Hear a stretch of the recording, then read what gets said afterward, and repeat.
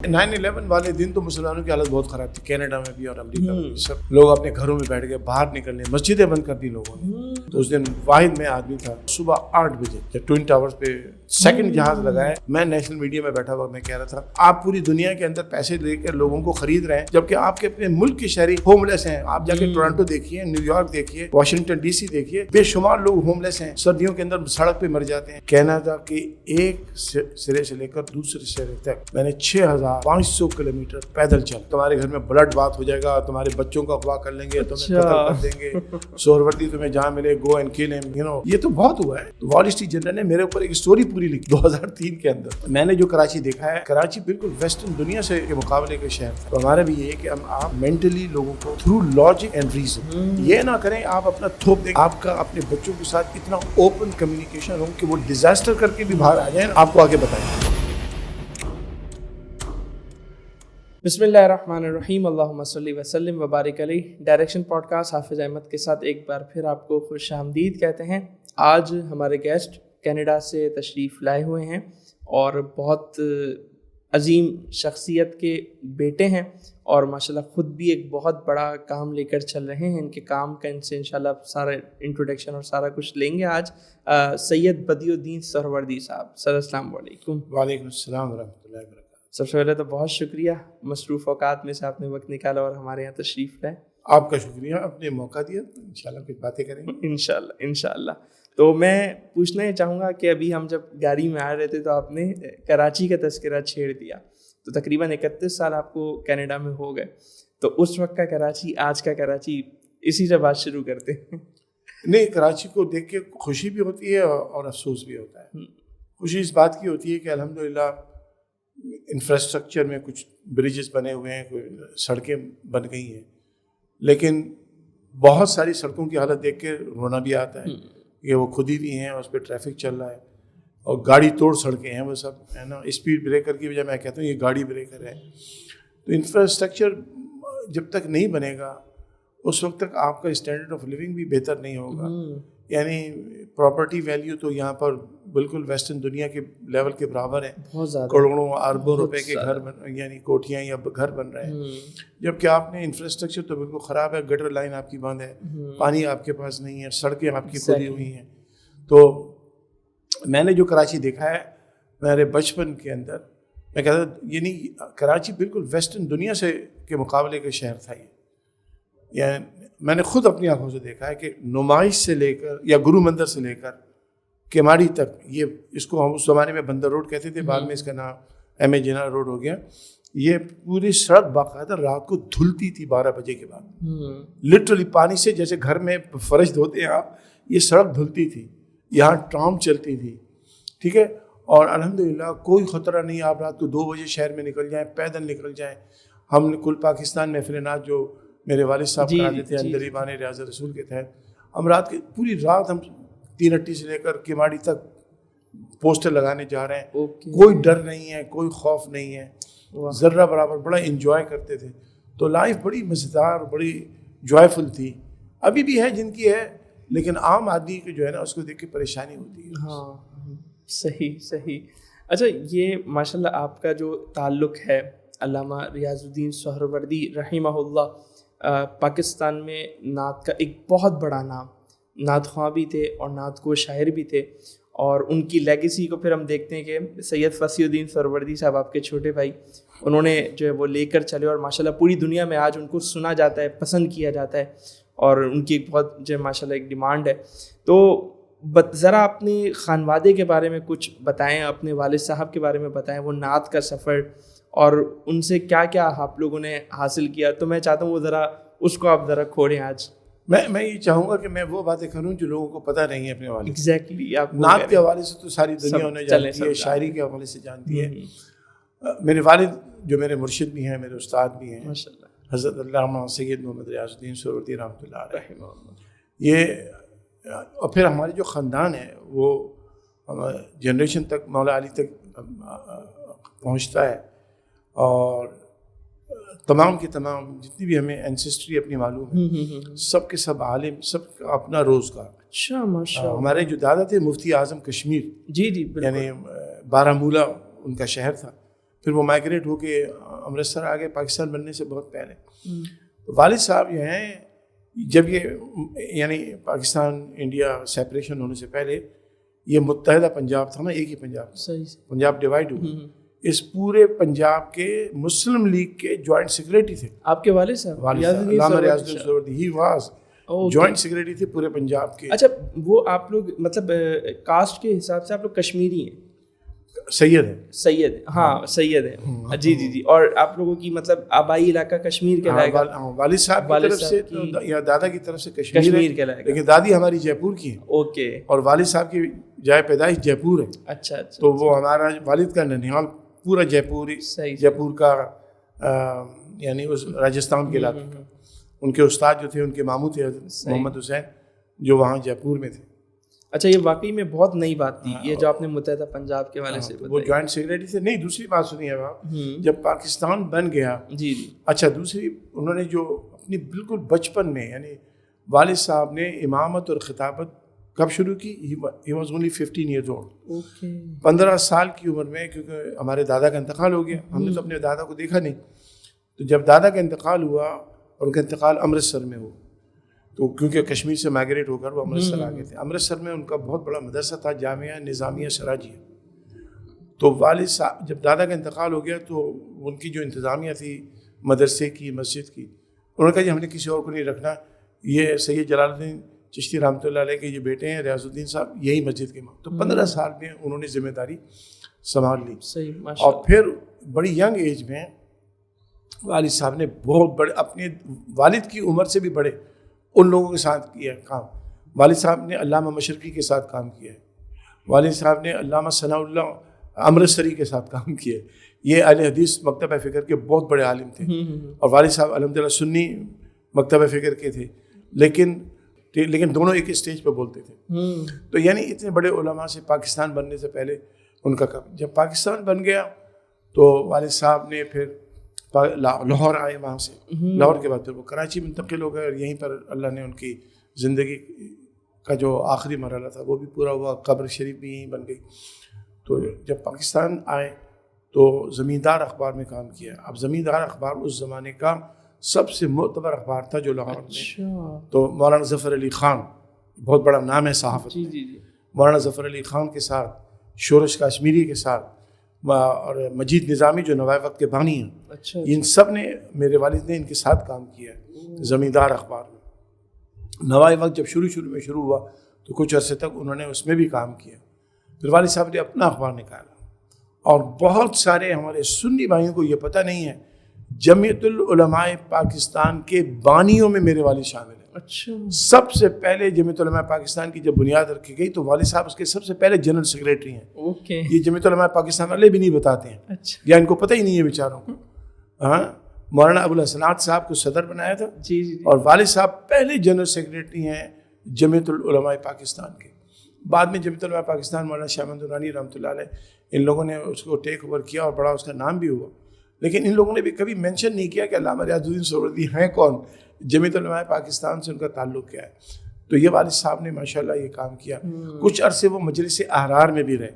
یعنی ہوا یہ تھا کہ جب متحدہ پنجاب میں الیکشن ہوئے تو انہوں نے کہا مجھے ٹکٹ دو, میں نے بھی کینڈیڈیٹ بننا ہے.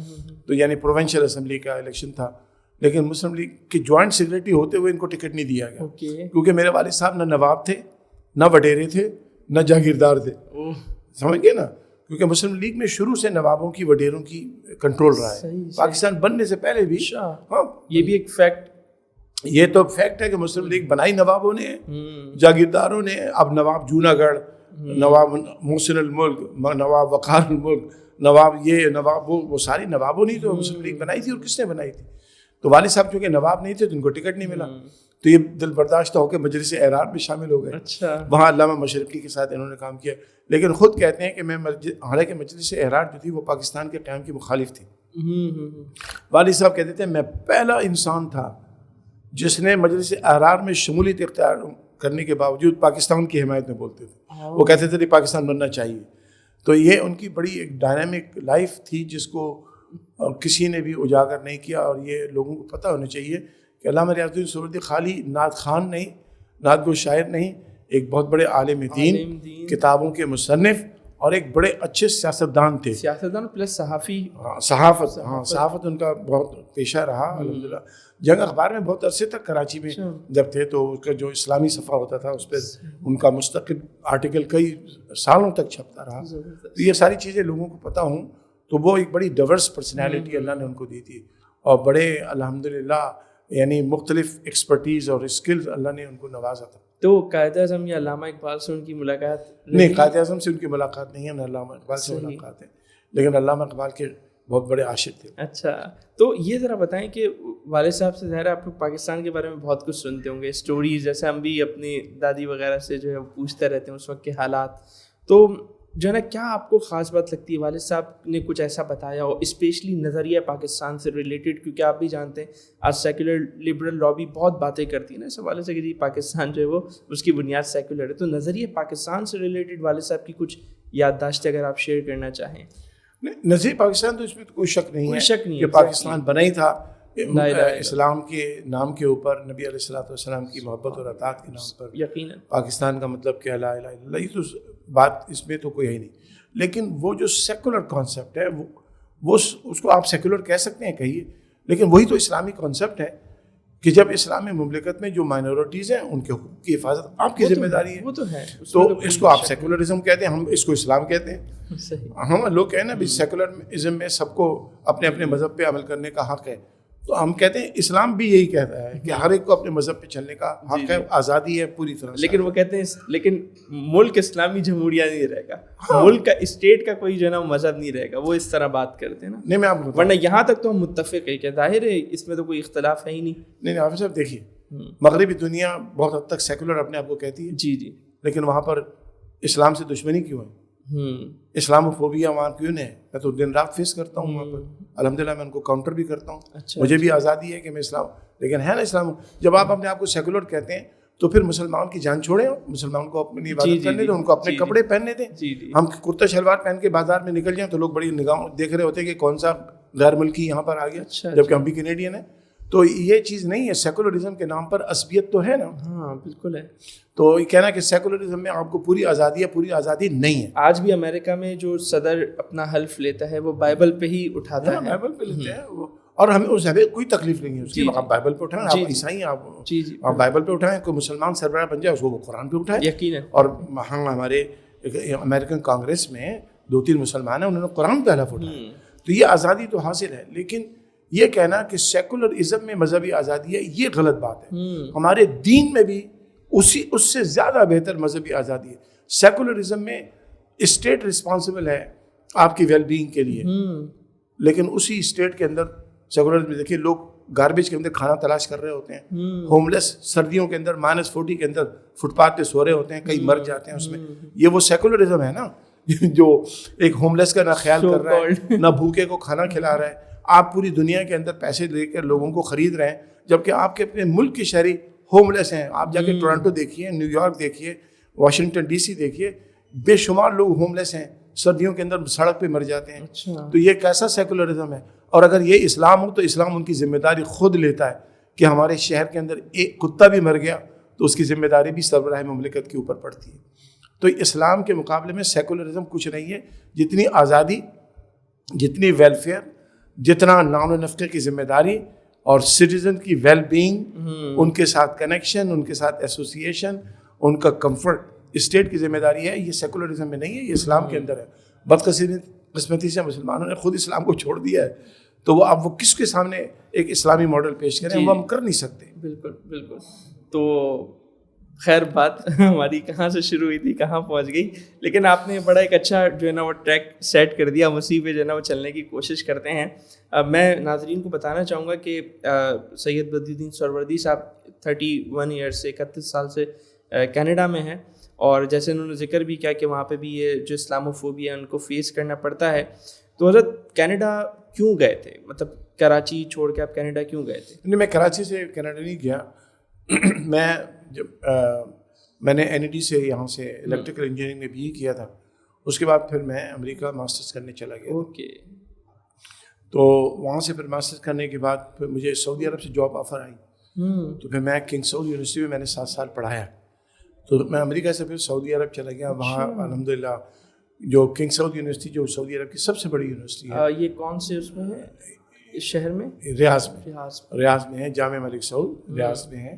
تو وہاں پر میں نے مینجمنٹ انفارمیشن سسٹم, اس زمانے میں لینگویجز ہوتی تھی فورٹرین کو, وہ آپ تو لوگوں کو شاید پتہ بھی نہ ہو, وہ لینگویجز میں نے پڑھائی ہیں. آپریشن ریسرچ پڑھایا ہے اور گریجویٹ لیول تک الحمدللہ ماسٹر ڈگری کے کورسز میں نے پڑھائے. تو وہاں پر چونکہ کوئی کانسیپٹ نہیں تھا کہ وہاں پر آپ پرماننٹ سیٹل ہو سکتے ہیں, کیونکہ امریکہ سے میں نے پڑھا تھا, ماسٹرز کیا تھا. تو پھر سعودی عرب سے پھر میں کینیڈا چلا گیا تھا. اور پھر میرا امیگریشن آسٹریلیا کا بھی تھا, کینیڈا کا بھی تھا. ہم نے چوز کیا کینیڈا میں رہنے کو. تو بس وہاں الحمدللہ چلے گئے. تو پھر اللہ تبارک و تعالیٰ نے پھر وہیں کا پھر بنا دیا. تو آپ نے جو ہے نا نہیں, الحمدللہ وہاں پر میں گیا ہوں. یہ میرے والد کی میری والدہ کی دعائیں تھیں کہ اللہ تعالیٰ نے مجھے پہلے دن سے پروفیشنل جاب دی. ماشاءاللہ. تو ایک زمانے میں ایک کمپنی ہوتی تھی جو دنیا کی second largest I T company تھی, ڈیجیٹل اکوپمنٹ. ان کے ویکس سسٹم بہت بڑے بڑے ہوتے تھے. صحیح. تو اس میں سب سے پہلے الحمدللہ پروجیکٹ مینجمنٹ میرا ایریا ہے, میں لگا. لیکن پھر میں ڈیک کو چھوڑ کر پھر میں آئی بی ایم میں آ گیا. تو آئی بی ایم سے پھر میں ریٹائر ہوا ہوں. صحیح. الحمدللہ تقریباً سمجھے ایک طرح سے 30 سال ہی پورے سمجھے. تو آئی ٹی پروجیکٹ مینجمنٹ میں میں نے کام کیا, بڑے بڑے پروجیکٹس کیے ہیں. 9/11/2001 جب نیو یارک میں ہوا تو وہ کیا منظر تھا, وہ ایک بڑا ٹرننگ پوائنٹ تھا میرے لیے, بلکہ اس سے پہلی ٹرننگ پوائنٹ تھا. تو اگر آپ پوچھیں گے تو میں بتا دوں گا. جی جی بالکل, میں تو چاہوں گا نا آپ بتائیں. ہاں, میں جب کینیڈا آیا نا تو اس زمانے میں ویسٹرن دنیا میں جو نیشنل میڈیا تھا. اچھا, اگر آپ وہ ایئر وائز بتا دیں کہ کس ایئر میں آپ جیسے گئے تھے. میں 94 کے آخری حصے میں کینیڈا چلے گئے, کینیڈا میں سعودیہ سے. 94 میں چلا گیا تھا. اس سے پہلے بھی گیا, پھر میں آ گیا, پھر میں وہاں پر پرماننٹ ہم سیٹل ہو گئے. ٹھیک ہے. تو اس وقت اسلام کے خلاف میڈیا میں بہت پروپیگنڈا ہوتا تھا. یہ 9/11 سے پہلے کی آپ بات کر رہے ہیں؟ ہاں, مطلب 90s کی بات کر رہا ہوں, 94 کی, 95 کی. یعنی مسلم ٹیررزم, اسلامک ٹیررزم اور عربوں کے خلاف, اسلام کے خلاف بہت باتیں ہوتی تھیں. تو میں چونکہ وہاں اس وقت نیا تھا تو کچھ عرصہ تو ہم نے برداشت کیا. اس کے بعد مجھے حیرت اور افسوس اس بات کا ہوتا تھا کہ اس ملک میں اس وقت بھی مسلمان تھے. اب تو بہت زیادہ ہیں, اس وقت تھے لیکن اچھی خاصی تعداد میں مسلمان تھے, مساجد تھی. اچھا. تو لیکن میں حیران ہوتا تھا کہ ایک بھی مسلمان نیشنل میڈیا میں آ کے اسلام کا دفاع نہیں کرتا, اور دن رات جناب اسلامک ٹیررزم, مسلم ٹیررزم. تو 97 میں ہوا یہ کہ کچھ امریکن جو تھے وہ ملیشیا میں ٹورسٹ تھے, وہ تو ان کا ٹورزم کے دوران کچھ مسلمان خبر آئی تھی کہ سدرن فلپین میں چونکہ مسلمان کافی ہیں, وہ ان لوگوں نے آ کے وہاں ملیشیا سے ان امریکن کو اغوا کیا اور ان سے تاوان مانگ رہے تھے. تو جب اب میڈیا کے اندر یہ خبر بہت زبر تھی کہ یہ مسلمان ہیں, these are Muslim and they are asking ransom for these kidnap جن کو کیا ہے. تو پھر میں نے, اور کوئی بھی مسلمان نہیں تھا, تو پھر میں نے, ہماری پاکستان میں الحمدللہ خاندان ہمارا صحافیوں کا ہے, عالموں کا ہے, میڈیا ہینڈلنگ ہم نے پاکستان میں ہی کی بہت. تو پھر میں نے مسلمز اگینسٹ ٹیررزم کی بنیاد رکھی, جو ایک ایکٹیوسٹ گروپ تھا. اٹس ناٹ اے باقاعدہ کوئی فارمل آرگنائزیشن نہیں, it's like a lobbying activist group. تو وہ اس کی میں نے بنیاد رکھی. وہ ون مین شو تھا اصل میں بالکل. تو پھر میں میڈیا میں گیا, نیشنل میڈیا میں, اور پھر میں نے وہاں پر کہا کہ بھائی یہ چیز جو ہے نا, مسلمس تو ٹیررزم کے خلاف ہیں, اس میں ایجوکیٹ کی. تو 9/11 سے پہلے الحمدللہ میں نے یہ مسلم اگینسٹ ٹیررزم میں نے کام شروع کیا. تو چونکہ 97 سے ہی وہاں کے کینیڈین میڈیا میں میرا تعارف ہو چکا تھا, پورے نیشنل میڈیا میں نے آنا, اسلام کا دفاع, مسلمانوں کا دفاع, اور اس کی بات کرنی, ان کو سمجھانا. تو پھر جب 9/11/2001 ہوا تو لازمی طور پہ میرے علاوہ نیشنل میڈیا میں کوئی بھی نہیں تھا. تو دن رات, میں اس وقت PhD کر رہا تھا بورنموتھ یونیورسٹی سے جو UK میں ہے. تو وہ میرا تھیسس رہ گیا, کیونکہ پھر میں نے ہر چیز چھوڑ دی. حالانکہ میں اس وقت IBM کے اندر میری بڑی اچھی پوزیشن پروجیکٹ مینیجر کے حصے سے میں نے کام کر رہا تھا, لیکن میری کمپنی نے بھی مجھے سپورٹ کیا. ہاں, یہ بہت کم ہوتا ہے کہ آپ دنیا کی سب سے بڑی IT کمپنی، اس وقت IBM دنیا کی سب سے بڑی IT کمپنی تھی، لارجسٹ کمپنی، اور تو ان کو بھی پتہ چلا میں میڈیا میں آ رہا ہوں دن رات، تو پھر انہوں نے بھی کوئی ایسی بات نہیں کی جس سے مجھے کوئی ڈسکریج ہوتا میں. تو پھر ہم نے ایک Islamic supreme council of Canada کی بنیاد رکھی. یہ کس سن کی بات ہے؟ یہ سن 2000 میں ہم نے رکھ دی تھی، لیکن 2001 میں پھر اس کا کام شروع ہوا. صحیح. 9/11 کے بعد. تو میڈیا میں، نیشنل میڈیا میں اگر اسلام کا دفاع کیا تو اللہ تعالیٰ نے یہ ہمیں عزت عطا فرمائی، اور ہم نے کسی ایک مکتبہ فکر کا نہیں، تمام مسلمانوں کا دفاع کیا. الحمدللہ اس کا فائدہ پورے مسلمانوں کو اور سب کو پتہ ہے جو اس زمانے میں وہاں تھے کہ اسلام کا، مسلمانوں کا دفاع وہ ہم نے کیا اسلامک سپریم کونسل کے پلیٹ فارم سے، مسلمز اگینسٹ ٹیررزم کے پلیٹ فارم سے. پھر 2006 میں ہم نے ایک، میرے ذہن میں کبھی بھی نہیں تھا کہ ہم مسجدیں بنائیں گے، کیونکہ بائی پروفیشن تو میں انجینئر ہوں. جی. تو NED سے الیکٹریکل انجینئرنگ پڑھی، پھر امریکہ سے میں نے جو ہے وہ انڈسٹریل انجینئرنگ میں ماسٹرز کیا. پھر جب کینیڈا آیا پھر میں نے ایک اور ماسٹرز میں نے سول انجینئرنگ میں کر لیا، پروجیکٹ مینجمنٹ میں. تو PhD ہماری رہ گئی، کیونکہ پھر میں نے اپنے آپ کو ڈیڈیکیٹ کر دیا. میں نے کہا نہیں، یہاں پر کوئی مسلمانوں کی بات نہیں کر رہا ہے، تو PhD تو ہو نہ ہو. اس وقت یہ PhD اللہ کی بارگاہ میں یہ ہے کہ آپ اپنے دین کے لیے کھڑے ہو جائیں. تو اس میں کافی میں بزی رہا، ہر چرچ میں گیا، سینیگاگس میں گیا، ٹیمپلز میں، گردواروں میں، دفتروں میں، سڑکوں پہ الحمدللہ وہ اسلام کی. پھر اللہ نے ہمیں یہ عزت دی کہ میں 2008 میں اسلام کی کیمپین شروع کرنے کے لیے کینیڈا کے ایک سرے سے لے کر دوسرے سرے تک، جو دنیا کا دوسرا بڑا رقبے میں بڑا ملک ہے، میں نے 6500 کلومیٹر پیدل چلا. اس پیدل چلنے میں تقریباً 7.5 مہینے لگے، اور میں ایک ایک شہر میں، ایک ایک صوبے میں گیا اور لوگوں کو دین کے بارے میں بتایا. اگر آج بھی آپ گوگل کریں نا multi faith walk against violence, تو آپ کو پوری ہماری واک کی ہسٹری مل جائے گی. تو سینکڑوں لوگوں سے ملنے کا اتفاق ہوا، کچھ اس میں سے مسلمان ہوئے، لیکن زیادہ تر کے دلوں میں جو اسلام کے بارے میں غلط فہمیاں تھیں وہ اللہ تعالیٰ کے فضل و کرم سے دور ہوئیں. کم از کم وہ دشمنی ان کی کم ہو گئی یا ختم ہو گئی. جس کے دل میں اللہ نے ایمان ڈالنا تھا تو وہ تو اللہ کی ذمہ داری ہے. ہماری ذمہ داری تھی بات پہنچانا، وہ ہم نے اپنی پوری کوشش کی کہ بات پہنچ جائے. یہی وجہ ہے کہ پوری مغربی دنیا میں سب سے کم اگر ہیٹ کرائم کسی کے خلاف ہوئے، وہاں ہوئے ہیں، ایسا نہیں ہوئے، لیکن وہ مسلمانوں کے خلاف سب سے کم ہیٹ کرائم کینیڈا میں ہوئے الحمدللہ. تو اس طرح سے پھر ہم نے 2006 میں ایک مسلح بنایا. پھر 2010 میں ہم نے پہلی مسجد باقاعدہ مسیساگا ایک شہر ہے ٹورنٹو کے پاس، وہاں پر پہلی مسجد ہم نے بنائی. منی پاکستان بھی اسے کہا جاتا ہے مسیساگا. ہاں، اس کو مسیساگا استان بھی لوگ کہتے ہیں اس کو. تو وہاں سے پھر جامع ریاض الجنہ مسیساگا، وہاں سے پھر ہمارا مسجدوں کا سفر شروع ہوا. اب الحمدللہ ودن 14 ایئرز ہم نے 43 اسلامک سینٹر، 6 فوڈ بینک ہمارے ہیں، جہاں سے بغیر کسی کے مذہب پوچھے ہوئے کوئی، یعنی ان کا انفارمیشن لیتے بغیر سب کو فری گروسری ملتی ہے، نان پیرشیبل فوڈ آئٹمس دیے جاتے ہیں. اسلامک سینٹرز ہیں، کمیونٹی سینٹرز ہیں، اسپورٹس فیسلٹیز ہیں الحمدللہ. 10 چرچ ہم نے خرید کے مسجد بنائے ہیں، 3 شراب خانے ہم نے مسجد بنا دیے ہیں، کئی ریسٹورانٹ مسجد بن گئے الحمدللہ. تو 43 آل ٹوگیدر سو فار یہ ہمارے سینٹر. انشاءاللہ یہ سفر جب تک اللہ نے چلانا ہوگا. لیکن ہمارا جو سب سے بڑا پروجیکٹ ہے، جس کے اوپر ہم اپنے رب کے بے حد شکر گزار ہیں، کہ پورے نارتھ امریکہ میں سب سے پہلا گراؤنڈ زیرو سے، یعنی بیرن لینڈ سے جو ہم نے ایک کنسٹرکشن کی، ایک بہت بڑا اسکول الحمدللہ کنسٹرکشن اس کی تقریباً مکمل ہو گئی ہے، اور اس پر تقریباً 26-27 ملین ڈالر خرچ بھی ہو چکے ہیں. اور وہ ہے گرین ڈوم اسلامک اسکول کیلگری کے اندر. اور الٹیمیٹلی انشاءاللہ امید یہ ہے اور میرا خواب یہ ہے کہ اس کو ہم نے اس کینیڈا کی پہلی اسلامک یونیورسٹی کا درجہ انشاءاللہ دلانا ہے اس کا. تو یہ ہمارا سب سے بڑا بھی پروجیکٹ ہے. اس کے علاوہ بہت سارے اور پروجیکٹس بھی ہیں. تو یہ آپ نے کیلگری کا انتخاب کیوں کیا ہے؟ کیونکہ میں وہاں رہتا ہوں. اچھا، وہیں رہتے ہیں آپ. مسیساگا وہاں سے؟ نہیں، وہاں میرا سفر تو میں کوئی ویکینڈ گھر پہ نہیں ہوں. اچھا. تو سفر تو میرا یہ آتا ہے، کیونکہ اب اتنا کینیڈا اتنا بڑا ملک ہے کہ اگر آپ ایک سرے سے فلائی کریں، جہاز میں بیٹھیں، دوسرے سے 7 گھنٹے لگ جاتے ہیں. صحیح. یعنی 7 گھنٹے جہاز کینیڈا میں ہی اڑتا رہتا ہے.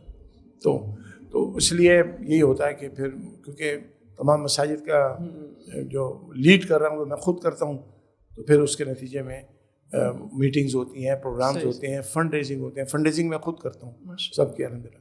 لیکن یہ بھی میں بتا دوں کہ کسی بھی مسجد کے اکاؤنٹ میں میرا نام نہیں.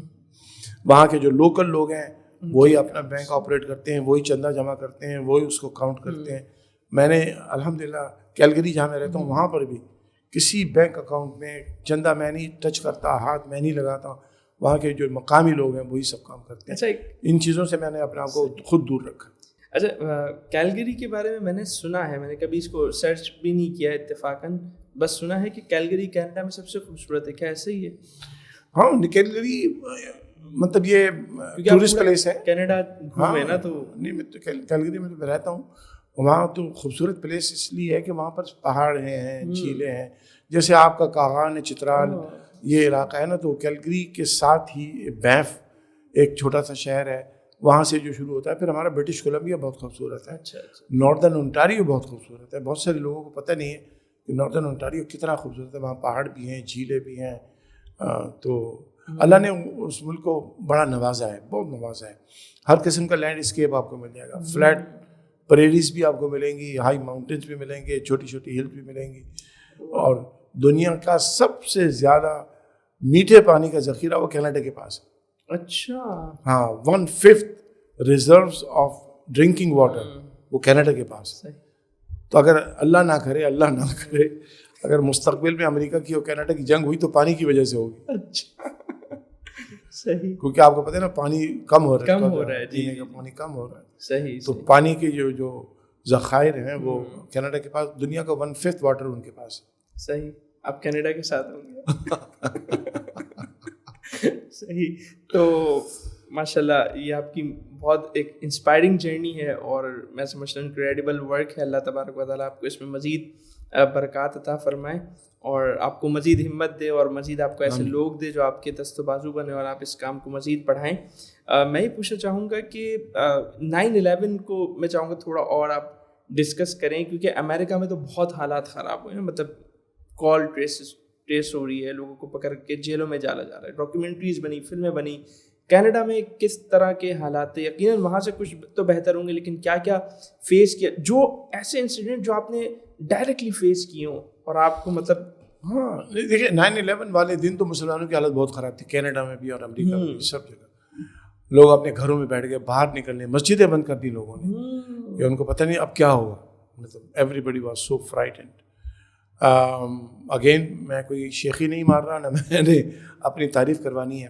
وہ اللہ تعالیٰ نے, ہمارے باپ نے ہمیں تربیت یہ ایسی دی تھی الحمد للہ.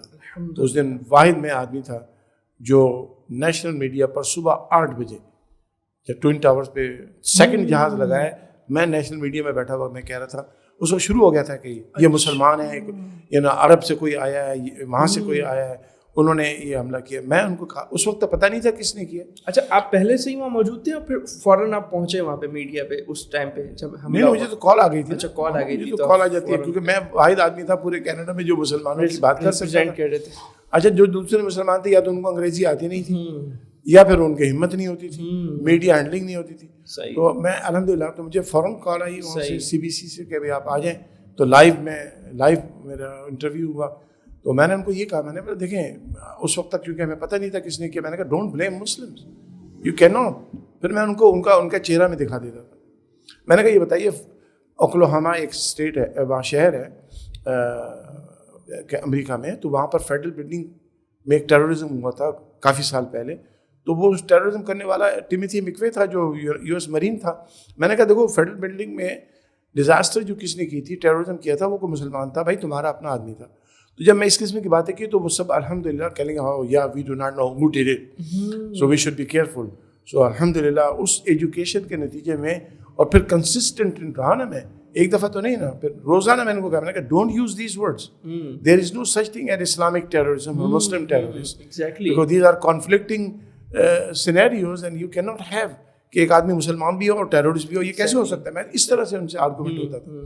پھر ان کو نبی علیہ الصلوۃ والسلام کی بات کرنا, پھر چرچز میں جا کے ان کو اسلام 101 کے نام سے میں نے ایک پریزنٹیشن شروع کی تھی الحمد للہ, جو کئی 100 چرچز کے اندر ابھی تک ہو چکی ہے.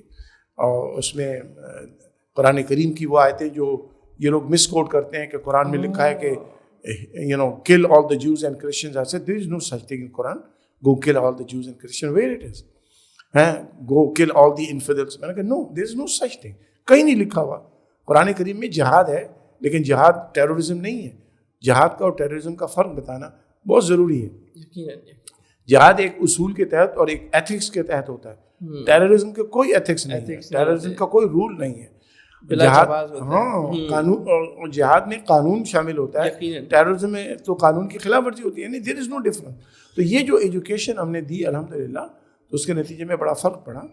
और मैं जब वॉक कर रहा था, जो मैंने पूरे कनाडा में वॉक किया, मैं उनके अर्बन एरियाज़ में भी वॉक की और रूरल एरियाज़ में भी वॉक की. मैंने तो, लोगों ने मुझसे सवाल किए बड़े ख़तरनाक किस्म के. अच्छा. अगर वो सवाल यहाँ किसी मौलवी साहब के कर दें तो लोग तो उसको ज़िंदा जला दें. मैं ये हमेशा ये कहता हूँ, और ये मैं अपने पाकिस्तानी भाइयों से, बहनों से, बच्चों से ये कहूँगा कि अल्लाह के वास्ते अगर कोई ऐसी इस्लाम के ख़िलाफ़, कुरान के ख़िलाफ़, नबी पाक सल्लल्लाहु अलैहि वसल्लम के ख़िलाफ़ बात कर दे, आप जज्बात में आके उसको मारने से पहले आप उससे पूछे थे सही कि भाई उसने किया क्यों है ये. सही बात है. मुमकिन है कि उसने किसी वेबसाइट से पढ़ लिया, उसको बेचारे को पता ही ना, उसने किसी के सामने उसका जिक्र कर दिया. मुमकिन है कि जहाँ से उसको इन्फॉर्मेशन मिली है इस्लाम के बारे में, वो किसी इस्लामोफोब ने दी हो, किसी ने मिसगाइड किया हो. आप पहले, हमारे दीन का तरीका ये है कि पहले उसको मौका तो दें. यकीनन आप मौका नहीं देते, आप मारने के चक्कर में आ जाते हैं. ये रसूल पाक का तरीका नहीं है, ना ये कुरान का तरीका है. गुस्ताखी लोग करेंगे, आइंदा भी करेंगे. आप उनसे बैठ के समझाएं. हाफिज़ साहब, मैंने अल्हम्दुलिल्लाह इस्लामोफोब्स के साथ बैठ के उनको कायल किया और उनको अल्हम्दुलिल्लाह कुछ उसमें से मुसलमान किए हमने. इस्लाम की दुश्मनी कल तक थी, आज वो इस्लाम का दिफा कर रहे हैं. और ऐसा दुनिया में हुआ है ऐसा. तो ये नहीं होना चाहिए कि आप फ़ौरन वायलेंस पे और नफ़रत पे और मार कुटाई पे उतर आएँ. ये मेरे आका अलैहिस्सलातु वस्सलाम को खुश करने का नहीं, उनको नाराज़ करने का सबब है. फिर उसमें जनाब आपको भी कानून के प्रोसेस को आपने फॉलो नहीं किया, आपने बस किसी के कहने के ऊपर दूसरे को मारने करने लगे. तो ये हमारे दीन का तरीका नहीं है. आप बात करें, इन्वेस्टिगेट करें, समझाएं, डायलॉग करें. फिर कोई ना समझे, फिर आप कानून का रास्ता इख्तियार करके जो सज़ा है वो दे. लेकिन आप अपने हाथ में उस सज़ा को थोड़ी ले सकते हैं. मुझे अफसोस होता है, हमारे बड़े बड़े उलमा, मैं उनकी वीडियो देखता हूँ, मैं कहता हूँ या अल्लाह, ये इतने बड़े आलिम हैं. हज़रत उमर रज़ियल्लाहु ताला अन्हु की मिसाल खट से देते हैं. हज़रत उमर ने उसको मार दिया, हज़रत उमर ने उसको मार दिया. मुझे ये बताइए कि आप हज़रत उमर के लेवल का दीन फॉलो कर रहे हैं. सबसे पहले आप तो खुद नमाज नहीं पढ़ रहे हैं, आप खुद दीन को फॉलो नहीं कर रहे हैं. बस एक बात आ गई तो आपको बहाना मिल गया किसी को मारने का. पहले हज़रत उमर जैसे बन तो जाओ भाई. पहले वो तक़वा लाओ, वो ईमान लाओ, वो इस्लाम लाओ. हैं, अपने अंदर वो किरदार तो पैदा करो जो हज़रत उमर रज़ियल्लाहु ताला अन्हु ने देखा है, उनके अंदर था. दूसरी बात ये कि हज़रत उमर रज़ियल्लाहु ताला अन्हु ने जो किया वो सर आँखों पर बिल्कुल बजाय. हज़रत उमर को इख्तियार था. वो नबी अलैहिस्सलातु वस्सलाम की कैबिनेट के मिनिस्टर थे, वो नबी अलैहिस्सलातु वस्सलाम की कैबिनेट के जज थे. आप समझ, हम कोई यहाँ की हुकूमत के कोई जज हैं, हम कोई मिनिस्टर है, हमें अथॉरिटी है हुकूमत की तरफ से. हज़रत उमर को अथॉरिटी हासिल थी. मोहम्मद रसूलुल्लाह सल्लल्लाहु अलैहि वसल्लम हेड ऑफ स्टेट है, सैयदना उमर उनके वज़ीर हैं, हज़रत खालिद बिन वलीद उनके वज़ीर हैं. आप इनसे खट से मिसालें दे देते हैं. उनको, आपको इख्तियार थोड़ी है, आप बगैर इख्तियार के कैसे किसी को मार सकते हैं. हज़रत उमर सर आंखों पर, हम तो उनके पैर की खाक भी नहीं है. लेकिन याद रखिए, हज़रत उमर ने जिनको मारा है, जो हदीसों में है, हमारा ईमान उस पर है, लेकिन अथॉरिटी के साथ मारा, आम शहरी के तौर पे नहीं मारा है. बहुत इंपॉर्टेंट पॉइंट आपने बयान किया. अच्छा, मैं बेसिकली ये पूछना चाह रहा था कि आपने बताया कि क्वेश्चंस आपने ऐसे फेस किए, तो मैं चाह रहा हूँ कि क्वेश्चंस तो ज़ाहिर है वो होते हैं, वो इस्लाम पर एतराज़ात हो गए, लेकिन कोई ऐसे वाक़यात जिसने आपको हिलाया हो कि यार ये आज क्या हो गया, मतलब उससे दिल टूटा भी हो. जैसे हम हुज़ूर अलैहिस्सलाम की सीरत देखते तो जैसे ताइफ का वाक़या पेश आया, तो इस तरह का कोई तकलीफ़ दे वाक़या, कोई इस तरह का इंसिडेंट कुछ आपके साथ पेश आया? नहीं, अल्लाह का शुक्र है, मुझे कभी इस किस्म का वाक़या नहीं पेश आया. हालांकि मैं अपने मुखालिफों में ज़्यादा बैठता हूँ, लेकिन जो चीज़ है वो ये कि मुखालिफ जब सवाल करे ना तो हमें गुस्सा नहीं आता है. ये अल्लाह ने हमको बड़ा एहसान दिया. अगर मुझे भी गुस्सा आ जाए तो हो सकता था कि कोई ऐसा सिलसिला हो जाए जो यानी बड़ा ख़राब हो. तो जब कोई आया, कोई आपसे सवाल कर रहा है, तो आप चेहरे पे मुस्कुराहट लाएं सबसे पहले, और फिर उसको जवाब दें. और ये कभी नहीं हुआ मेरे साथ میری واک کے دوران لوگوں نے بڑے بڑے خراب یعنی نبی علیہ السلام کو گالی نکال دی انہوں نے. اب گالی نکالیں گے تو دل تو جلے گا نا. اب اگر میں بھی اس کو گالی نکال دوں تو اس کی تو اصلاح کر ہی نہیں سکتا میں. تو میں اس کو کہتا تھا تم نے ایسا کیوں کیا ہے. وہ کہتا تھا تمہارے نبی نے یہ کیا اعوذ باللہ ہے یہ کیا. پھر میں اس کو بیٹھ کے سمجھاتا تھا بتاتا تھا. الحمدللہ کبھی ایسا نہیں ہوا کہ ایک شخص بھی ایسا گیا ہو جو مجھے یہ کہہ کے گیا ہو کہ تمہاری بات مجھے سمجھ میں نہیں آئی. وال اسٹریٹ جرنل اب دنیا کا بہت بڑا ریپیوٹیبل نیوز پیپر ہے, نیو یارک سے نکلتا ہے. ہم نے نام سنا ہوگا, بزنس کمیونٹی میں بہت بڑا newspaper Wall Street Journal. اور یہ رائٹ ونگ نیوز پیپر ہے, لبرل نہیں ہے, بڑا کنزرویٹو نیوز پیپر ہے. اس نے جب میں نے کیلگری کے اندر اسلام 101 پریزنٹیشن شروع کی, اس میں 300 وہ لوگ تھے جو جیالوجسٹ, انجینئرس, ڈاکٹرس, چرچز کے پادری, ہائیلی کوالیفائڈ لوگ, کیونکہ ہمارا صوبہ جو ہے وہ آئل اینڈ گیس کا صوبہ ہے, سارے بڑے ہائیلی کوالیفائڈ لوگوں کا. انہوں نے 300 لوگوں نے مجھ سے اسلام 101 9 مہینے پڑھی ہے. کیونکہ میں IBM میں جاب کرتا تھا تو میں جاب کے ساتھ جاب تو نہیں چھوڑ سکتا تھا, تو ایک اور باقی ویکینڈ پہ میں سفر کرتا تھا درس قرآن کے لیے.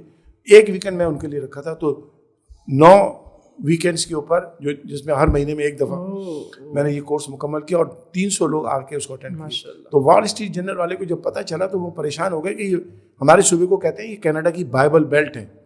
Okay, Alberta is very conservative province, right, اس کو کینیڈا کی بائبل بیلٹ کہا جاتا ہے. تو اب وہ پریشان ہو گئے کہ جناب ایک آدمی ہر مہینے آ کے ان گوروں کو, ان غیر مسلموں کو اسلام, اور یہ سب جا رہے ہیں بڑے شوق سے سن رہے ہیں اس کی بات. تو وال اسٹریٹ جرنل نے میرے اوپر ایک اسٹوری پوری لکھی 2003 کے اندر, اور وہ پبلش ہوئی. تو وہ اس لیے نہیں ہوئی کہ ہمیں کوئی کام تھا. وال اسٹریٹ رپورٹر نے لوگوں سے پوچھا کہ جناب why are you attending this course, this Islamic preacher he is preaching you Islam, why are you listening. مجھے انہوں نے یہ نہیں کریڈٹ دیا کہ یہ بہت بڑا علامہ ہے, یہ بہت بڑا اسکالر ہے, کسی نے. انہوں نے بولا when he speaks we understand, that's it, when he speaks we understand. تو اللہ تعالیٰ کے فضل و کرم سے دین کا کام 9/11 کے بعد خاص طور پہ جو پورے کینیڈا میں ہوا, اس کے نتیجے میں اسلام کی دشمنی کم ہوئی ہے. ختم تو نہیں ہوئی ہے, کم ہوئی ہے. اس کا فائدہ ہوا ہے مسلمانوں کو. صحیح, یعنی آپ لوگوں کو اپنا پیغام پھیلانے کا ایک اچھا ایک ذریعہ مل گیا, اور اس وقت لوگوں میں کیوریوسٹی بڑھی نا کہ وہ اسلام کے بارے میں جانیں, تو وہ بھی ایک اچھا ماشاءاللہ سلسلہ بن گیا. پھر کینیڈا کی جو سینٹ ہے نا, جیسے ہمارے یہاں ہوتی ہے نا نیشنل اسمبلی اور سینٹ ہے, تو کینیڈا میں بھی ان کا پارلیمنٹ ہے, اس میں سینٹ ہے. تو سینٹ کی جو نیشنل ڈیفینس اینڈ سیکورٹی کی جو کمیٹی ہوتی ہے, انہوں نے مجھے بلایا. انہوں نے یہ ISIS والے اس زمانے میں بہت, ہاں مجھے اگر تھریٹ آئے ہیں, ڈیتھ تھریٹس آئے ہیں, نفرت کے آئے ہیں, یہی کہ تمہارے گھر میں بلڈ بات ہو جائے گا, تمہارے بچوں کا اغوا کر لیں گے, تمہیں قتل کر دیں گے, سہروردی تمہیں جہاں ملے گو اینڈ کل ہم, یو نو, یہ تو بہت ہوا ہے, بہت ہوا ہے. تو ہم نے کہا بھائی ٹھیک ہے, اگر اللہ نے شہادت کی موت لکھی ہے تو آ جائے گی. کیا ادھر ستمگر ہنر آزمائے, ہاں تیر آزمائے, ہم جگر آزمائے. ہم تو اپنے رب پہ بھروسہ کرتے ہیں نا, جو رب ہی حافظ ہے ہمارا, وہی محافظ ہے ہمارا. تو اس قسم کے تھریٹ تو بہت آئے. تو ISIS والوں کی طرف سے بھی بہت تھریٹ آتے تھے. تو لیکن اللہ کا شکر ہے کہ ہم نے بات وہی کی جو ہمارے آقا نے بتائی ہے, جو ہماری کتاب نے بتائی ہے. بات اس میں جھجک نہیں, کیا بات ہے, آپ کہیں بات طریقے سے کہیں, خدا نہ خواستہ یہ جوتا نہ مارے کسی کو, گالی مت نکالیں. اب ہمارے سوشل میڈیا میں ہمارے بعض مولانا لوگ گالیاں نکالنے لگتے ہیں اور بڑی لچر زبان استعمال کرتے ہیں. اتنا افسوس ہوتا ہے, اتنی تکلیف ہوتی ہے. مجھے ایک اسلام و فوب کے دین پر اٹیک سے اتنی تکلیف نہیں ہوتی جتنا ایک عالم دین گندی زبان استعمال کے کرتا ہے. کیونکہ یہ آپ رسول اللہ علیہ السلام کے دین کو اس طرح سے پھیلائیں گے, یعنی گالیاں نکال کر, گندی زبان استعمال کر کے. آپ کو ایک دوسرے سے دشمنی ہے تو آپ ایک دوسرے سے دشمنی نکالیں, آپ اس کو اسلام کو بیچ میں کیوں لا رہے ہیں بھائی؟ اس کا نقصان ہمارے جتنا ہوا ہے نا, اتنا اسلام و فوب نے نقصان نہیں پہنچایا ہے. ہمارے بچے دہریہ ہو رہے ہیں, ہماری بچیاں دہریہ ہو رہے ہیں ان مولویوں کی وجہ سے. جہنم میں یہ لوگ سب سے پہلے جائیں گے, میں آپ کو بتا رہا ہوں. رسول کریم علیہ السلام کی حدیث ہے کہ جہنم کے بدترین ٹھکانوں میں جو چند اور لوگ بھی ہیں, سخی بھی ہے اور شہید بھی ہے, جو شہادت ہوگی دنیا کے لیے جتانے کے لیے, سخاوت ہوگی یعنی تصویریں کھنچانے کے لیے, اپریسیشن کے لیے. تو وہ جو دین پھیلانے والے ہوں گے, جو اس قسم کا دین پھیلائیں گے, وہ انہی کی کیٹیگری میں جائیں گے جن کو سخت عذاب ہے. لما تقولون ما لا تفعلون، آپ کیوں ایسی بات کہتے ہیں؟ ہمارے نبی نے تو اخلاق، معلم اخلاق آقا علیہ السلام، یقینا انما بعثت معلما انما بعثت لاتمم مکارم الاخلاق، انک لعلی خلق عظیم. سبحان اللہ. تو یہ اللہ نے جب کہا دیا یہ اخلاق ہے کہ آپ گالیاں نکالیں. ہم تو دشمن کو گالی نہیں نکالتے. آپ اپنے ایک مسلمان بھائی کو، وہ بھی عالم دین، آپ کا اس سے اختلاف ہوا اور ممکن ہے آپ صحیح ہوں وہ غلط ہوں، آپ کو گالی نکالنے کا اختیار نہیں ہے، آپ کو لچر زبان استعمال کرنے کا اختیار نہیں ہے. آپ رسول کریم علیہ الصلوۃ والسلام کو ریپرزینٹ کر رہے ہیں. یہ بہت بڑا منصب ہے. اس منصب کا یہ غلط استعمال آپ کو جہنم میں لے جائے گا. صحیح. اچھا میں یہ پوچھنا چاہوں گا، ماشاء اللہ ٹیررزم کے خلاف آپ نے کام کیا، ایکسٹریمزم کے خلاف آپ نے کام کیا، دین مساجد کی طرف آپ آئے اور مطلب اس کو آپ اتنا ڈیڈیکیٹلی لے کے چلے کہ آپ نے پی ایچ ڈی کو قربان کر دیا. دین ایٹ دی اینڈ آ کے آپ آ گئے ایجوکیشن کی طرف. ہم بھی چونکہ ایجوکیشن پہ کام کر رہے ہیں، ہمارا ادارہ ایجوکیشن کے حوالے سے کام کر رہے ہیں، سارا بھی آپ کو بتایا. تو کون سا پوائنٹ تھا جس پہ آپ نے ضرورت محسوس کی کہ ایجوکیشن پہ کام کرنا بہت ضروری ہے، اور جیسا آپ نے کہا کہ انشاءاللہ یہ first north American Islamic university ہوگی، تو یہ ویژن کہاں سے پیدا ہوا؟ کون سا وہ پوائنٹ تھا آپ نے کہا کہ اب یہ کام کرنا ہے؟ ویژن تو ہمارے بچپن سے ہے الحمدللہ. میرے والد اسکول ٹیچر بھی تھے. بات ہے لوگ سمجھتے ہیں کہ خالی مسجد کے مولوی صاحب تھے، اسکول ٹیچر تھے. یہاں سٹی ہائی سیکنڈری اسکول جو یہاں ڈین سہال اس زمانے میں اس کو کہتے تھے، وہاں پر ہاں سندھ مدرسے کے بالکل سامنے ہے. تو وہاں پر اسکول میں وہ ریٹائر ہوئے باقاعدہ. ان کو پھر تو چونکہ ایجوکیشن تو ہمارے گھر سے ہے، والد صاحب کو تعلیم سے بڑی شوق تھا، لیکن چونکہ ہمارا انفراسٹرکچر کچھ نہیں تھا. لیکن ہماری مساجد کے اندر، اسکول تو خیر ہم نے اب بنایا، لیکن مساجد کے اندر مدارس تو چل رہے ہیں، حفظ کی کلاسیں ہو رہی ہیں، ناظرہ کلاسیں ہیں، بیسک اسلامک ٹیچنگ ہیں گرلز اور بوائز دونوں کے لیے. تو وہ تو ایجوکیشن پہلے دن سے تھی. لیکن چونکہ لازم طور پہ یہ سارا کام ابھی 13-14 سال پہلے سے شروع ہوا ہے، تو it takes time to build up. یہ ایک دن میں تو چیزیں نہیں ہوتی ہیں. تو اب الحمدللہ ہمارا فوکس یہی ہے کہ مسجدیں ہم نے جو بھی اللہ نے بنوا دی وہ ہو گئی. اب فوکس یہی ہے کہ اب مزید اسکول بنائیں، یونیورسٹی بنائیں، کالجز بنائیں، اس قسم کی یعنی تعلیم پر فوکس کریں انشاءاللہ. اچھا اس وقت ہو یہ رہا ہے کہ بہت بڑی تعداد میں ہجرت ہو رہی ہے. ویسے تو ہم پراؤڈ فیل کرتے ہیں کہ پاکستان جو ہے وہ مدینہ ثانی ہے نا، کہ اسلامی ریاست بنی اور اس کے لیے بہت بڑی ہجرت ہوئی. تو اب ایسا فیل ہو رہا ہے کہ یہاں سے بھی بہت بڑی ہجرت ہو رہی ہے، اور اسپیشلی ویسٹرن کنٹریز کی طرف، کینیڈا بھی ان میں شامل ہے. جو لوگ آ رہے ہیں کہ ظاہر اب انہوں نے یہ پلان تو کر لیا کہ ہمیں وہیں رہنا ہے، صحیح، اور آلریڈی بہت سارے لوگ بہت پہلے سے وہاں پہ رہ رہے ہیں. اب ظاہر ہے مغربی دنیا کے چیلنجز بڑے ڈفرینٹ طرح کے ہے. فیملی سسٹم پہ جو ہے نا ظاہر ہے وہاں مسائل ہیں، LGBTQ کا اسپیشلی جو ایشو ہے بہت زیادہ، ٹرانسجینڈرزم بہت تیزی سے پھیل رہا ہے. تو ایک تو مطلب اس کو ٹیکل کرنے کے لیے آپ لوگوں نے کچھ اسٹریٹجیز بنائی ہیں، یعنی ایک تو روٹین کا کام ہے نا، لیکن جیسے آپ نے باقاعدہ ٹیررزم کو ٹیکل کرنے کے لیے مسلمانوں کی جو شناخت مجروح ہو رہی تھی اس کو ٹیکل کرنے کے لیے باقاعدہ آپ نے ایک بہترین قسم کا کام شروع کیا. تو ان مسائل کو ٹیکل کرنے کے لیے آپ نے کچھ خاص طور پہ اسٹریٹجیز بنائی ہیں تاکہ جو نئے آنے والے ہیں اور جو ایگزسٹنگ ابھی جو رہ رہے ہیں ان کو کس طرح جو ہے وہ کر سکیں؟ یہ جو دوسرے ایشوز ہیں LGBTQ کا، فیملی سسٹم، ٹرانسجینڈرزم، یہ ساری چیزیں جو ہیں ہم لازمی طور پہ مغربی دنیا میں یہ سب لیگلائز ہے، ہاں یہ سب قانونی ہیں. تو آپ وہاں پر اس طرح سے کام نہیں کر سکتے جیسے پاکستان میں لوگ کرنے لگتے ہیں. اور میں یہ سمجھتا ہوں کہ ہم بہتر کام کر سکتے ہیں exactly compare to Pakistani environment یا مسلم دنیا کے انوائرمنٹ. تو اس میں سب سے اہم چیز ہوتی ہے ایجوکیشن. تو جو ہمارے جو اسکول کا سسٹم ہے وہ ایجوکیشن خالی یہ نہیں کہ آپ میتھ، سائنس، فزکس پڑھ کے اور قرآن کریم حفظ کر کے اور قرآن ناظرہ پڑھ کے چلے جائیں. وہاں ان کا ویلیو سسٹم، ان کی تربیت جو جیسے ماشاء اللہ آپ کے ڈائریکشن اسکول سسٹم جو ہے جس میں اس میں آپ نے تربیت پہ بھی فوکس کر رہا ہے. تو ہمارا بھی یہ ہے کہ آپ مینٹلی لوگوں کو، اپنے بچوں کو اور بچیوں کو مینٹلی طور پر تھرو لاجک اینڈ ریزن یہ نہ کریں آپ اپنا تھوپ دیں کہ اللہ نے کہہ دیا اب بس کرنا ہے، رسول پاک نے کہہ دیا اب کرنا ہے. یہ اب نہیں چلے گا. میں بار بار بتا رہا ہوں لوگوں کو، ہمارے علماء، اب وہ بلائنڈ فالوئنگ نہیں چلے گی. اگر آپ نے بلائنڈ فالوئنگ کر کے بھائی قرآن میں لکھا ہوا ہے ماننا پڑے گا، نہیں.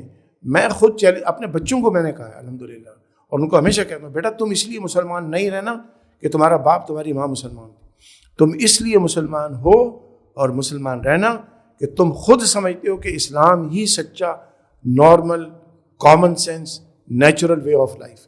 واہ. اگر تم یہ سمجھتے ہو تو اس لیے مسلمان ہو. میری وجہ سے مسلمان نہیں رہنا, کیونکہ اگر میری وجہ سے مسلمان ہو تو ہو سکتا ہے بعد میں بدل جاؤ, لیکن جب تمہارا دل, تمہارا شعور, تمہارا لاشعور, تمہارا سب کانشیس اینڈ کانشیس مسلمان والا ہوگا, اور تم کو یہ پتہ ہوگا کہ اسلام طریقہ زندگی جو ہے وہ اسلام کا ہی نیچرل ہے, نارمل ہے, کامن سینس ہے. میں اپنے بچوں کو کہتا ہوں, میں سب کو چیلنج کرتا ہوں, میں نے بولا چھوٹی سے لے کر بڑے سے بڑی چیز اسلام میں دکھا دیں, عملاً یا فعلاً یا قولاً, جو آپ کو ایب نارمل لگے. مولوی صاحب بعض اوقات ایب نارمل بات کر جائیں گے, مولوی صاحب میں بھی سمجھانے میں اپنا پرسنل اوپینین یوز کر کے انسان مس گائیڈ کر دیں گے. ہمارے دین میں چھوٹے سے چھوٹا عمل, چھوٹے سے چھوٹا بلیف نارمل ہے, نیچرل ہے, کامن سینس ہے. دین اسلام سے زیادہ کامن سینس دنیا میں کوئی مذہب نہیں. دہریت جو بڑھ رہی ہے وہ صرف اس وجہ سے بڑھ رہی ہے ہمارے علماء ابھی ان کی پریزنٹیشن صحیح نہیں ہے. بعض اوقات وہ باتیں تو ٹھیک کہہ رہے ہوتے ہیں, صحیح کہہ رہے ہوتے ہیں, لیکن جس انداز سے پریزنٹ کر رہے ہوتے ہیں وہ پریزنٹیشن ان کی صحیح نہیں ہوتی ہے. اگر آپ صحیح بات بھی غلط طریقے سے کہیں گے اس کا امپیکٹ غلط نکلے گا. اگر آپ صحیح بات بھی غلط موقع پہ کہیں گے اس کا امپیکٹ غلط نکلے گا. آپ صحیح بات صحیح طریقے سے صحیح موقع پر کہیں, اس کا اثر ہوگا انشاءاللہ. صحیح. اچھا, میں بس گفتگو کو آخر اختتام کی طرف لا رہا ہوں, اور میں یہ چاہوں گا کہ کوئی ایک پیغام ان لوگوں کے لیے جو موو کر رہے ہیں کہ ان کو کس طرح اپنی تیاری کے ساتھ آنا ہے, کیونکہ ظاہر ہے وہاں پہ جو چیلنجز ہیں نا, اسپیشلی ان کے ریلیجن کو لے کر, اسلام کو لے کر جو چیلنجز ہیں, ان کے لیے کوئی ایک پیغام, اور ایک پیغام یہاں والوں کے لیے, تو دونوں کے لیے. دیکھیں, ان جو مائگریٹ کر رہے ہیں اس وقت ویسٹرن دنیا پہ, چاہے وہ کینیڈا ہو, امریکہ ہو, یورپ ہو, آسٹریلیا ہو, جاپان ہو, جہاں بھی وہ جا رہے ہیں, سب سے پہلے آپ اپنے بچوں کو مسلمانوں کی کمیونٹی سے اٹیچ کریں. زبردست. جو ہمارے تصوف کے اندر صحبت کا جو کانسیپٹ ہے نا, یہ اتنا پاورفل کانسیپٹ ہے جس کو ہم نے چھوڑ دیا ہے, اور ہم نے اس کو سمجھا ہے کہ یہ کوئی چیز نہیں ہے. اصل چیز اسلامی معاشرہ بنتے ہی صحبت سے, کمپینین شپ, صحبت, بیٹھ کے گپ شپ مارنا, اللہ کے نیک بندوں کے ساتھ بیٹھنا, ان سے سیکھنا انفارمل طریقے سے. کلاس روم کا ایک الگ امپیکٹ ہے, ایک نارمل چیٹنگ جو ہوتی ہے اس کا الگ امپیکٹ ہوتا ہے. تو اپنے بچوں کو وہ اٹیچ کریں مسجد سے, کمیونٹی سینٹر سے, مسلمان کمیونٹی سے, اور پھر ان کو ایجوکیشن, آف کورس ایجوکیشن سے کب کریں. دوسری بات یہ ہے کہ جس طرح سے یہاں اکثر پاکستانی فیملیاں, پاکستان کے اندر ہوتا ہے کہ بچوں کو زبردستی ان کو دین سکھایا جاتا ہے یا اخلاقیات سکھائے جاتے ہیں. آپ بچوں کو مارے نہیں, نمبر 1. ڈانٹنے کی بھی ایک لمٹ ہوتی ہے, ایک طریقہ ہوتا ہے, اس سے زیادہ نہیں. آپ ان کو لاجک سے, ریزن سے پہلے خود عمل کریں. یاد رکھیے, بچے کا سب سے پہلا ماڈل, بچی کا سب سے پہلا ماڈل ماں باپ. ماں باپ خود نماز نہیں پڑھے, بچے سے امید کریں کہ وہ سلام بھی کرے گا, ٹوپی بھی پہنے گا, مولوی صاحب کا نہیں, آپ خود پہلے مولوی صاحب بنے. مولوی صاحب کا مطلب یہ نہیں کہ آپ کوئی پگڑی پہنے, آپ اچھے مسلمان ہو جائیں, میری مراد یہ. تو گھر کا ماحول اسلامی رکھیں, نماز خود پڑھیں, بچوں کو ساتھ لے کے آئیں. بچے غلطی کریں تو ان کی وہ آپ سے چھپائیں نہیں. یاد رکھیں, آپ کا اپنے بچوں کے ساتھ اتنا اوپن کمیونیکیشن ہو کہ وہ ڈیزاسٹر کر کے بھی باہر آ جائیں نا, آپ کو آگے بتائیں. آپ ان کو لعنت ملامت کرنے کی بجائے آپ ان کو ایجوکیٹ کریں, اور ان کی غلطیوں سے درگزر کریں. یہ طریقہ کار ہے. اگر اس طریقے کو آپ نے اڈاپٹ کیا تو بہت زیادہ چانس ہے کہ بچے آپ کے نقش قدم پہ رہیں, آپ کے وفادار رہیں, آپ کے فرما بردار رہیں, دین اسلام پر رہیں. اچھا, ایک سوال اچانک ذہن میں آ گیا کہ کینیڈا امیگریشن کے لیے کیسا ہے, موو کرنے کے لیے کیسی جگہ ہے کینیڈا, کیونکہ سنا آج کل جاب کے حوالے سے بڑے سخت حالات بھی چل رہے ہیں, تو اوور آل آپ اس حوالے سے کیا اوپینین دیں گے؟ ابھی پچھلے دنوں ہمارے یہاں ایک صاحب آئے تھے یو کے سے, تو انہوں نے کہا بھائی یو کے بیسٹ ہے, امریکہ سے بھی بیسٹ. انہوں نے کہا میں نے امریکہ بھی بہت دیکھا لیکن یو کے بیسٹ ہے. تو کینیڈا کے بارے میں اب کیا آپ کے خیالات؟ نہیں, کینیڈا بھی الحمدللہ بڑا اچھا ملک ہے, ہمیں تو بڑی محبت ہے کینیڈا سے. لیکن یاد رکھیں, میں اکثر لوگ مجھے پوچھتے ہیں should I move to Calgary, should I move to Toronto, should I migrate to Canada. میں نے کہا دیکھیں, بات یہ نہیں ہے. بات یہ ہے کہ آپ استخارہ کریں, میں تو استخارہ کریں, اللہ سے مشورہ کریں, پھر جس طرف آپ کا دل مطمئن ہو آ جائیں.